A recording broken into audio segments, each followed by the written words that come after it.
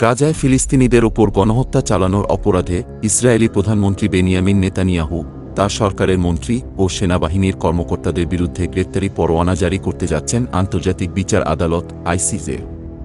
এতে আতঙ্কিত হয়ে পড়েছেন ইহুদিবাদী নেতা।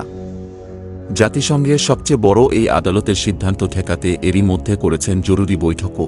গত মঙ্গলবার ইসরায়েলি প্রধানমন্ত্রীর কার্যালয়ে ওই বৈঠক হয়, তবে তা প্রকাশ পায় গত বৃহস্পতিবার। বৈঠকে অন্তত ৩ মন্ত্রী ও বেশ কয়েকজন সরকারি আইন বিশেষজ্ঞ অংশ নিয়েছিলেন। খবর টাইমস অব ইসরায়েলের। দেশটির পররাষ্ট্রমন্ত্রী ইসরায়েল কার্যের কার্যালয় জানিয়েছে কিভাবে নেতানিয়াহু ও ইসরায়েলি ডিফেন্স ফোর্সের আইডিএফ কর্মকর্তাদের বিরুদ্ধে সম্ভাব্য গ্রেপ্তারি পরোয়ানা ঠেকানো যায় সে বিষয়ে আলোচনা হয়েছে। দেশটির টেলিভিশন চ্যানেল ১২-এর খবরে বলা হয়, গ্রেপ্তারি পরোয়ানা নিয়ে রীতিমতো উদ্বিগ্ন হয়ে পড়েছে ইসরায়েল। চ্যানেলটির প্রতিবেদনে বলা হয়, নেদারল্যান্ডসের দ্য হেগের আদালত গাজায় আন্তর্জাতিক আইন লঙ্ঘনের অভিযোগে নেতানিয়াহু অন্য রাজনীতিবিদ ও সামরিক নেতাদের বিরুদ্ধে গ্রেপ্তারি পরোয়ানা জারি করতে যাচ্ছেন।